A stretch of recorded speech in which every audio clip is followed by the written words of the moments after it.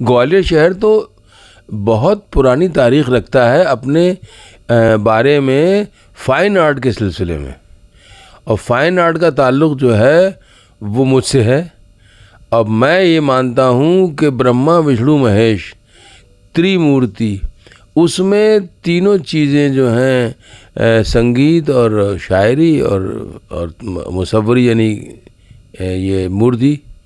या तस्वीर बनाना, पेंटिंग करना,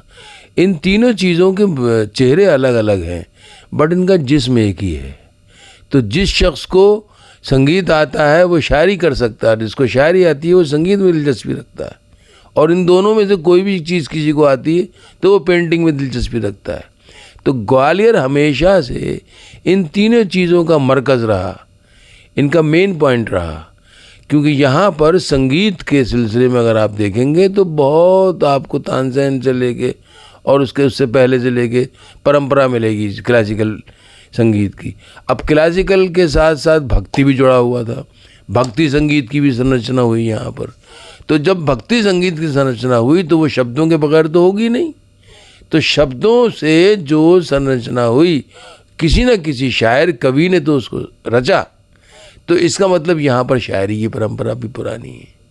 अब यहाँ की जो आप इमारतें देखते हैं और यहाँ की जो आप कलाकृतियाँ देखते हैं, उनके बारे में देखने के बाद यही एहसास होता है कि यहाँ पर जो हमारा फाइन आर्ट का तीसरा पहलू है, तीसरा रुख जो है, जिसको हम कहते हैं तस्वीर बनाना या पेंटिंग करना या कलाकृति बनाना पत्थरों में, उसकी भी पूर्ति हो जाती है। तो इस नज़रिए से अगर देखेंगे तो ग्वालियर हमारा फाइन आर्ट के लिए हमेशा से एक कर्मस्थली है लोगों के लिए, और वो आज भी है।